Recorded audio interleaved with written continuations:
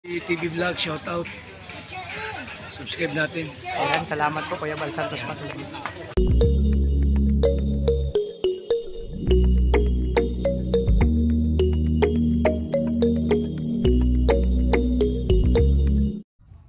Ayan, good morning. Mapagpalang umaga po sa lahat. Ayan guys, panibagong umaga at panibagong pag-asa naman po ngayong araw. Sabi ka, tuloy pa rin po yung ano natin, mission sa araw-araw. Ayan, actually papunta na kami. Ayan, susundin namin si Dudong Ruel. Ayan, so kasama natin si Kuya Regan. So magmumotor po kami.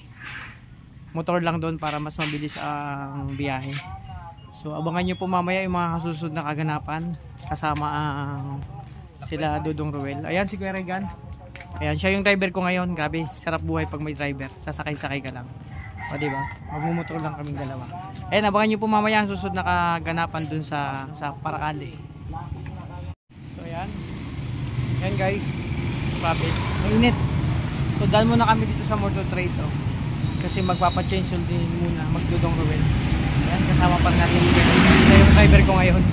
Ayan, bago kami pumunta dun sa Paracale. Para ituloy yung mission sa kanyang pabahay dun sa Paracale. Kila Boy Sagi. Ayan, samahan nyo po kami. So yan na po yung yung motor ni Dudong Ruel. Magpapa-change oil siya, tsaka yung tire kasi medyo malambot na. Papa-check po yung yung tire kung mayroong tusok. Malambot na kasi yan kahapon pag ginagamit.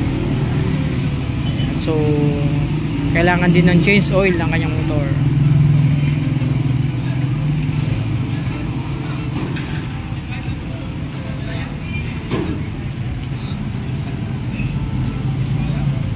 Kaya nagpe-prepare na si Kuya.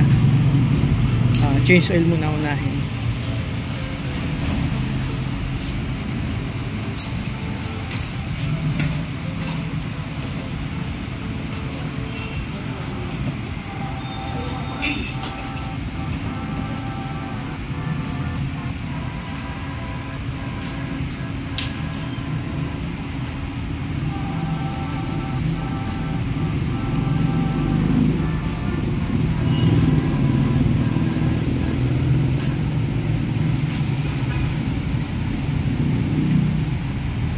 Set up po yung yung takbo ng speedometer. Nilalagay sa 00 kasi every 500 po yata yung takbo bago ulit mag change oil. Pala yan, every 500 kilometer? 2,000. Every 2,000 po pala kilometer yung takbo, tsaka ulit mag change oil si Dudong. Para po, maganda kasi ganito, lagi niya i-change oil ang motor para mas maganda yung takbo, tsaka dapat alaga po para mas tumagal po. Yun naman po talaga, kailangan ng change oil lagi ang motor sa tamang oras or sa tamang takbo nito.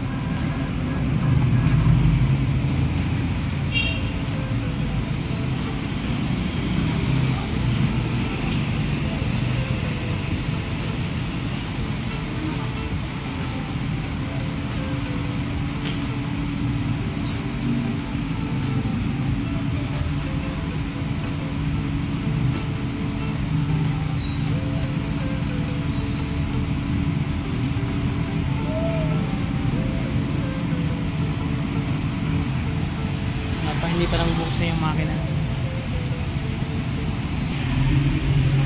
Siyempre yan ang helmet ni Dudong. Silver lang. Bagay na bagay sa kanya.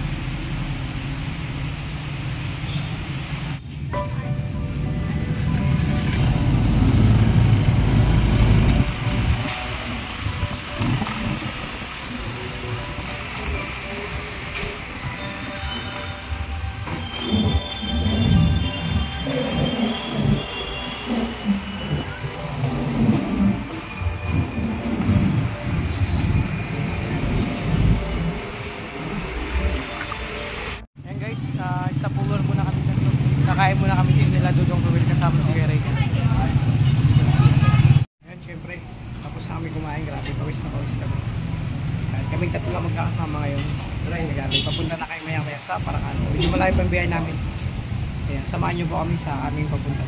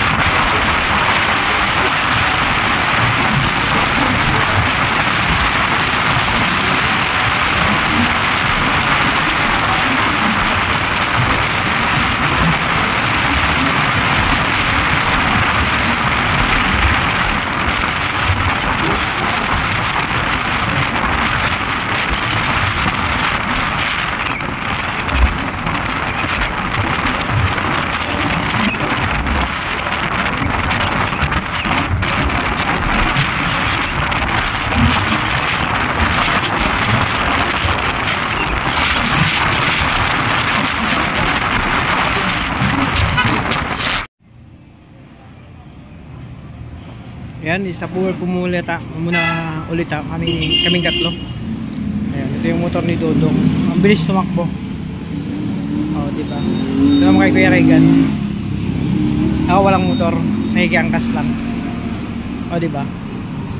Muna kami kasi si Dodong may dinaanan. Ayan, dito sa Palawan.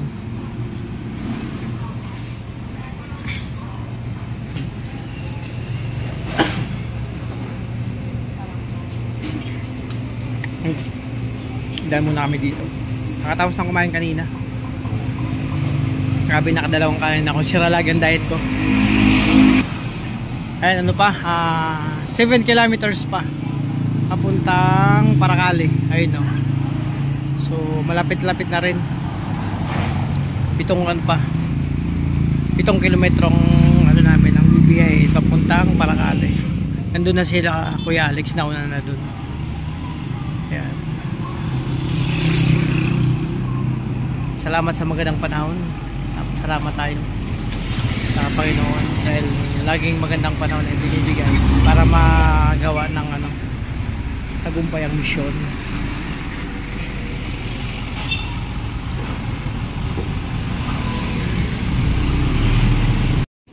Tapos na yung nilakad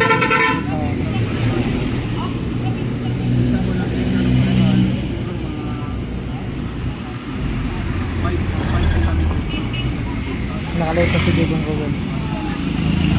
Ayun, tubig mo ito pa.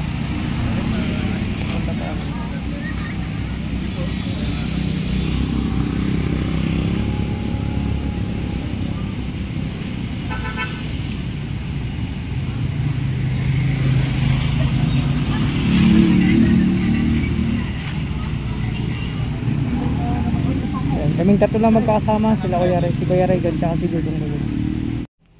Yan, bibili tayo ng materyales. Kinulang tayo ng pako doon na gagamitin sa paggawa ng bahay nila buy saging.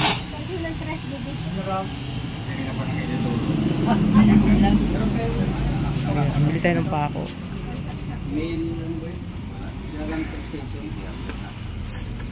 Wala sa kabila. Marami.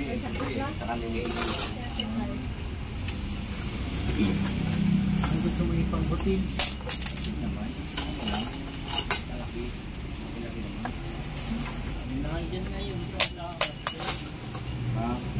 Siyempre, going na ulit kami sa Paracale.